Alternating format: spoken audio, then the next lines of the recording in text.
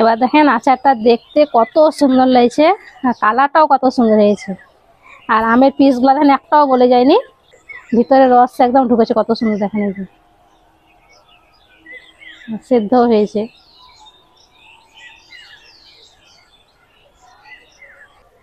আসসালামু আলাইকুম, মেহেক কিচেনে আপনাদের সবাইকে স্বাগত। আজকে আমি খুবই সহজভাবে কোনো রকম তেল বা রোদে দেওয়া ঝামেলা ছাড়াই কাশ্মীরি আচার বানিয়ে দেখাবো। আর এখন তো প্রচুর পরিমাণে কাঁচা আম পাওয়া যাচ্ছে, আর দামও খুবই কম। তো আমরা তো কিনিনি, আমাদের গাছ থেকে আমগুলা পেড়ে নিয়েছি। আর দেখেন মোটাও হয়ে গেছে অনেকটা, এই যে অনেক বড় হয়ে গেছে। আর যারা আমার পুরনো ভিউয়ার্স আছে তারা তো জানে যে আমাদের আমের গাছ আছে, সেখান থেকেই পেড়ে নিয়েছি। তো এখানে 1 কিলো পরিমাণ আম আছে, আপনারা চাইলে আমটা আরো কম বেশি করে নিতে পারেন। আমটা প্রথমে ছিলে নিব,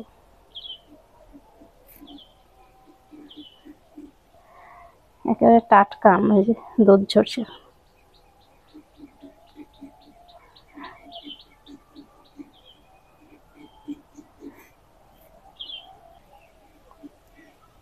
প্রথমে সব আমগুলোকে গোটা গোটা এইভাবে ছিলে রাখছি পানিতে।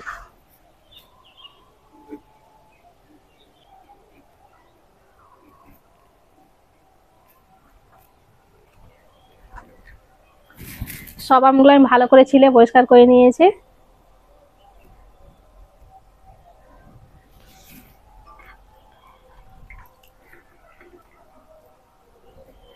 এবার পিস করে কেটে নেব।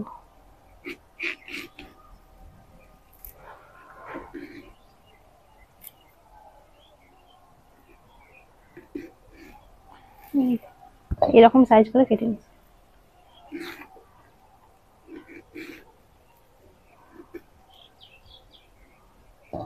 আর এই আচারটা বানাতে কোনো রকম ঝামেলা নাই, কিন্তু খেতে দারুণ হয়। আর একবার বানিয়ে এটা 1 বছর পর্যন্ত রেখে খেতে পারবেন, নষ্ট হবে না।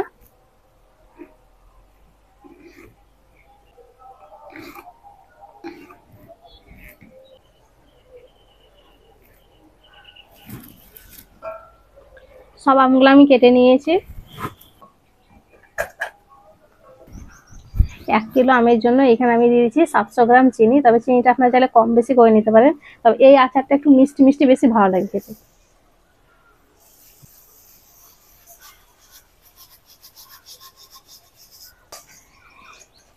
এবার চিনিটা আমের সঙ্গে ভালো করে মেখে নিব।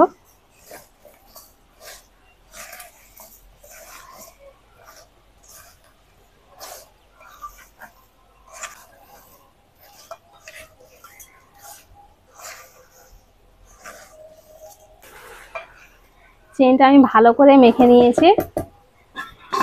এবার ঢাকা দিয়ে রেস্টে রেখে দিচ্ছি 1 ঘন্টার জন্য। 1 ঘন্টাতে চিনিটা একদম পানি হয়ে যাবে গলে। আর মাঝে মাঝে একবার করে নিয়ে দিবেন। আমটা রেস্টে রাখা 1 ঘন্টা হয়ে গেছে, আর চিনিগুলো দেখেন সম্পূর্ণ গলে গেছে। এই যে তলাতে একটু একটু চিনি আছে, কিন্তু বেশিরভাগ গলে গেছে। এবার আচারটা বানাবো।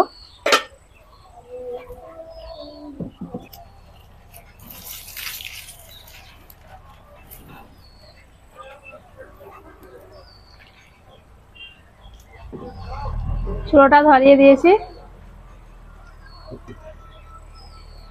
এবার দিয়ে দিচ্ছি 4 চামচের 1/2 চামচ লবণ।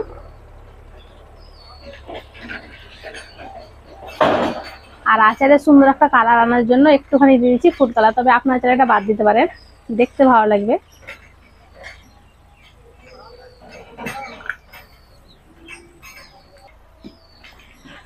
এবার আস্তে আস্তে জাল করে এটাকে ফুটিয়ে নিন। খুব জোরে যদি জাল দেন তাড়াতাড়ি মানে চাটা ঘন হয়ে যাবে, তখন চ্যাটচ্যাটে হয়ে যাবে, অতটা ভালো হবে না। আস্তে আস্তে জাল দিতে হবে।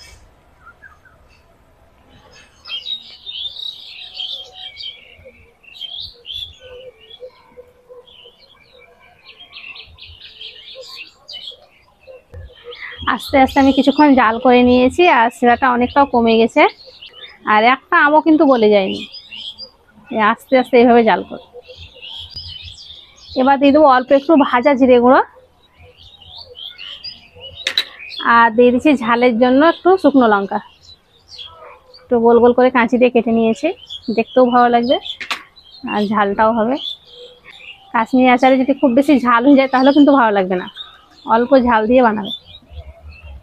আরও একটুখানি জাল করে নিব। আর সম্পূর্ণ কিন্তু রসটাকে শুকিয়ে দিলে হবে না, একটু একটু রস থাকবে।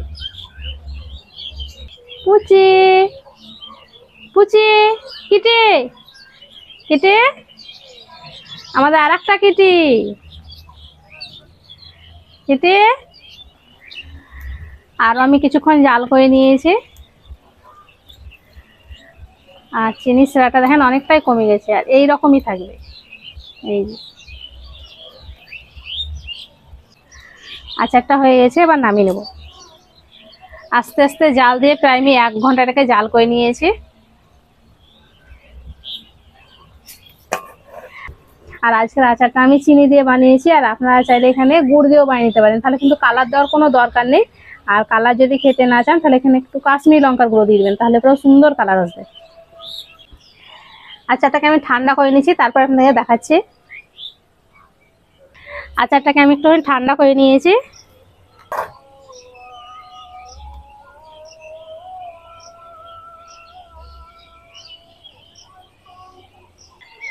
এবার দেখেন আচারটা দেখতে কত সুন্দর লাগছে, আর কালারটাও কত সুন্দর হয়েছে।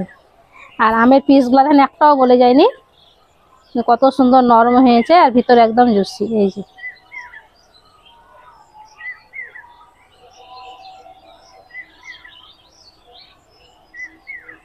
রসে টইটুম করছে, ভিতরে রস একদম ঢুকেছে, কত সুন্দর দেখেন, এই যে সেদ্ধ হয়েছে।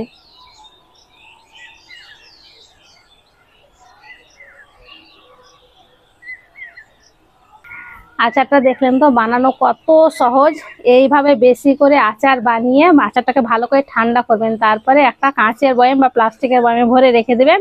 অনেক দিন পর্যন্ত রেখে খেতে পারবেন, সহজে নষ্ট হবে না। শুধু মাঝে মধ্যে চাইলে রোদে দিতে পারেন, অথবা ফ্রিজে যদি রেখে দেন তাহলে তার কোনো কিছুই করতে হবে না।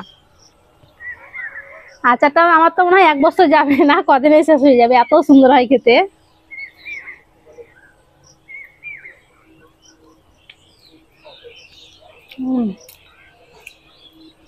ওপরে স্কিনটা একটু শক্ত শক্ত হয়েছে, আর ভিতরটা একদম সফট। ওপরটা আমটার মতো লাগছে, আর ভিতরটা সে মোরব্বার মতন, দারুণ লাগছে খেতে। আশা করছি আজকের রেসিপিটি আপনাদের অনেক ভালো লেগেছে। ভালো লেগে থাকলে প্লিজ লাইক কমেন্ট শেয়ার করবেন, আর আমার চ্যানেলটি অবশ্যই সাবস্ক্রাইব করবেন। সবাই ভালো থাকবেন, সুস্থ থাকবেন, ধন্যবাদ।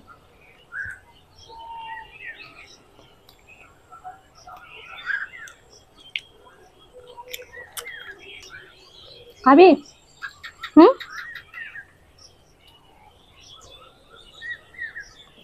হুম,